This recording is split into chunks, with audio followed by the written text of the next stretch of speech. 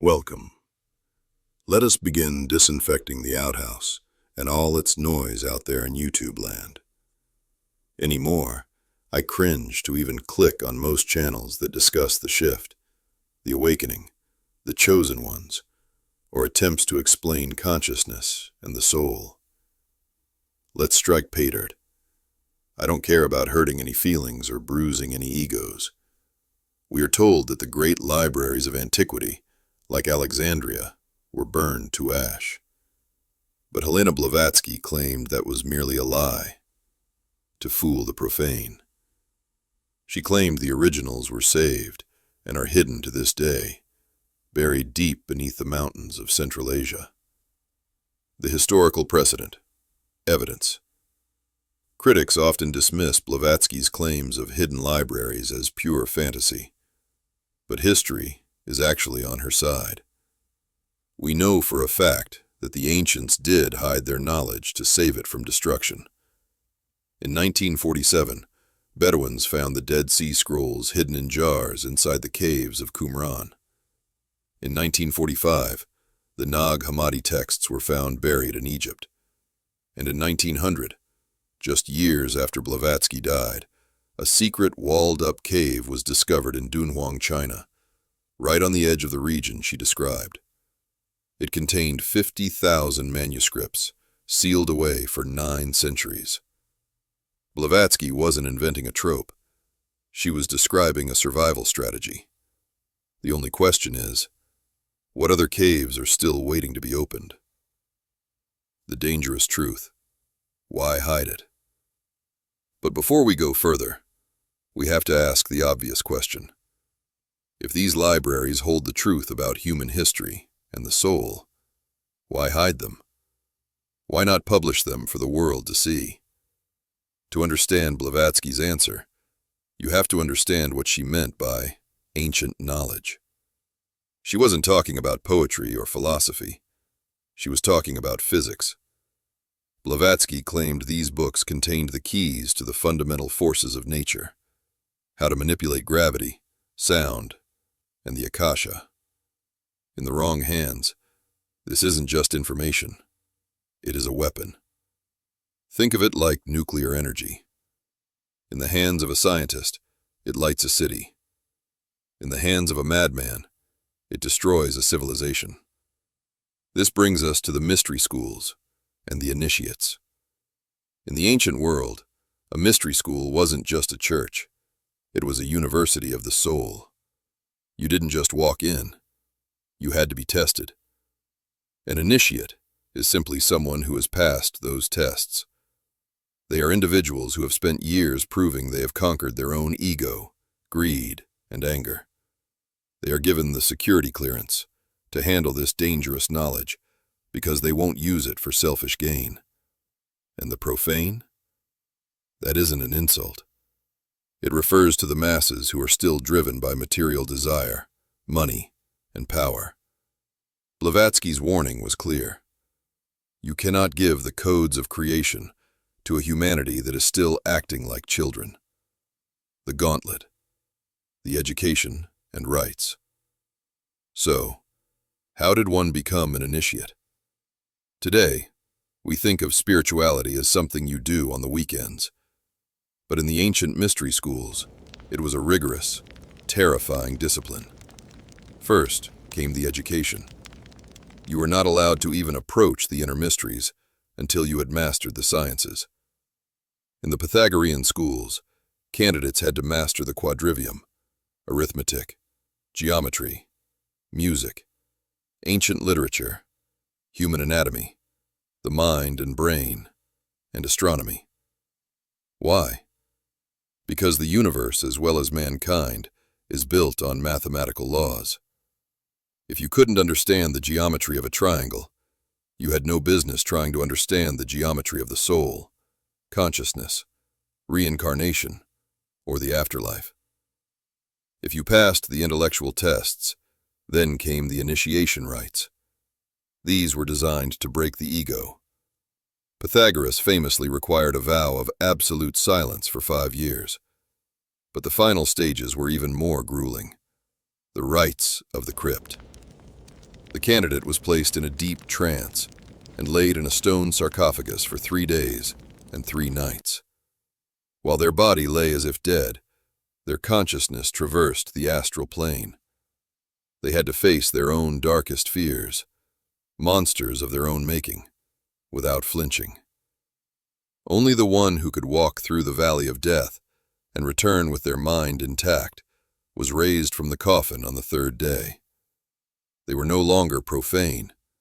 They were twice born. The contrast: ancient initiate versus modern guru. Now, compare that ancient standard to what we see in the spiritual zoo of the internet today. In the time of Pythagoras, if you wanted to teach the mysteries, you had to prove, over 20 years, that you could master mathematics, starve your ego, and face death in a stone coffin without blinking. Today, you just need a webcam and a ring light. The modern guru doesn't require an initiation rite. They require an internet connection. They don't take a vow of silence. They are governed by the algorithm, which demands they never stop talking.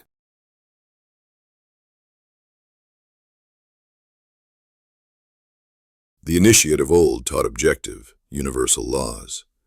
The modern guru often sells vague feelings and manifesting abundance. Blavatsky's distinction has never been more relevant. The initiate hid the truth to protect the world. The modern charlatan hides the truth behind a paywall. But if the old texts are right, the true library is not something you can subscribe to. It is something you have to survive. The locations. So where is this library? Blavatsky described specific coordinates where the masters of wisdom watch over the history of mankind. She wrote of the Altyn-Tagh range, describing a small, poor-looking hamlet lost in a deep gorge. To the naked eye, it is nothing, but beneath it lie immense subterranean galleries containing a collection of books too large to find room even in the British Museum. She also pointed to the crypts of the Kuan-Lun Mountains and the majestic ruins of Ellora and Elephanta in India. She claimed these were the entrances to a vast network, safe from fire, water, and the hands of the profane. The artifact and the decoding. The crown jewel of this collection is the Book of Dzyan. Written in Senzar, a priestly language of symbols, on palm leaves treated to be imperishable. Now, you might be asking, how can a leaf survive for 10,000 years? Even in a dry cave, organic matter decays. Blavatsky was very specific about this. These were not ordinary writings. In traditional India, scribes used the talipot palm, boiled in milk, and sealed with citronella oil to ward off insects. Those manuscripts can last 5 centuries. But the Book of Dzyan was different. Blavatsky claimed these specific leaves were treated with a lost alchemical process, a secret chemical reagent known only to the masters. She asserted that this process didn't just preserve the leaf, it transmuted it. It made the organic material totally immune to fire, water, and air. To the touch, they felt like leather, but in durability, they were stronger than stone.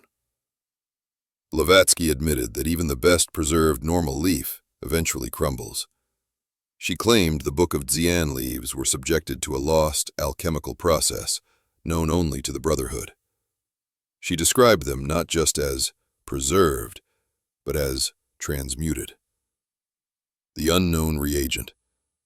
The leaves were impregnated with a specific, unknown chemical solution that turned the organic plant matter into something closer to a flexible stone or plastic. The properties. She claimed this process made them fireproof. They could not be burned. Waterproof. They could not rot from dampness, crucial for caves. Insect-proof. No termite could eat them. And upon these leaves weren't just religious symbols. Blavatsky claimed they were mathematical constants disguised as theology. Take the simple circle. To the profane, it is the zero. But place a point in the center, and you unlock the relationship between the diameter and the circumference. 3.1415. Blavatsky taught that even the Hebrew word for God, Elohim, was a code. It spells out the value of pi, the blueprint of the physical universe, hidden in plain sight. The method, astral access. Here is the most controversial part. Blavatsky claimed she didn't need to carry these books out of Tibet. She read them via the astral light. To skeptics, imagination. To her followers, proof that the physical location of the library doesn't matter, as long as you possess the spiritual key to unlock it. So, do these vast subterranean libraries truly exist beneath the rock and ice of Central Asia? How about under the Sphinx, or under pyramids all around the world? Blavatsky's ultimate teaching suggests that the location is secondary to the lesson. She reminds us that true knowledge is not lost. It is simply protected from those who would misuse it. These manuscripts are not just guarded by stone doors or lonely monks. They are guarded by the limits of our own understanding. Until we learn to see the circle as more than a zero, and the text as more than ink, the library remains closed. The truth isn't just buried under the sands of the Gobi. It is waiting to be excavated from within. Here are 10 famous historical figures who were documented initiates of the mystery tradition. You may or may not know that Samson is an old Hindu metaphor. He was an initiate of the school of Nazareth. Jesus, too, was an initiate. The so-called missing years? He was traveling to India and to Egypt, and also studied with the Essenes in Qumran. He may very well had also traveled to monasteries in Tibet. The following are a few more who studied in the mystery schools, but this is by no means an exhaustive list. Mystery schools were located globally and existed for tens of thousands of years, even going back to the third root race, the Lemurians. Pythagoras, the school, Egypt, Babylon, and Eleusis. He spent 22 years in Egyptian temples before founding his own school in Italy. His famous theorem and understanding of music, vibration, are considered fragments of the knowledge he gained there. Plato, the school, Eleusinian mysteries, Greece, and Egyptian mysteries. Much of his philosophy, the immortality of the soul, the world of forms, is considered a public, diluted version of the secret teachings he learned inside the crypts. Solon, the school, Temple of Neith, Sais, Egypt, the great Athenian lawgiver.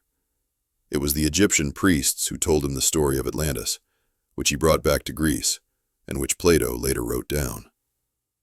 Herodotus, the school, Varius, likely Egyptian and Greek, the father of history.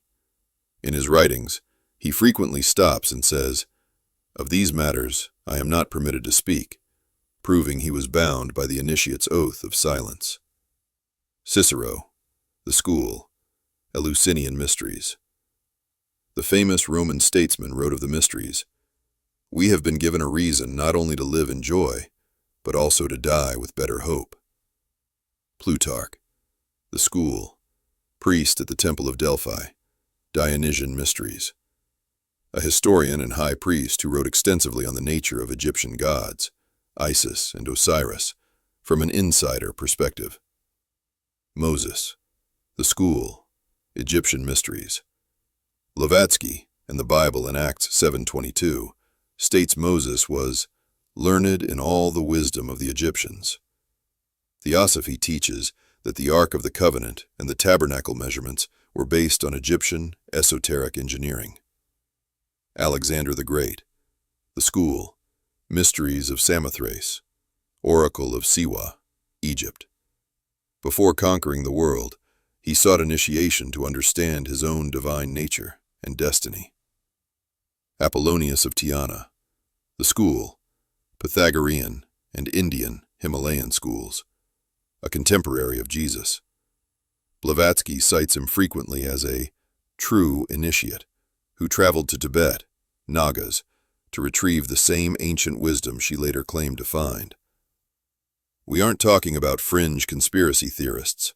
We are talking about Plato, Pythagoras, and Cicero. The men who built Western democracy, mathematics, and philosophy were all graduates of these secret schools. They didn't invent their ideas. They unlocked them.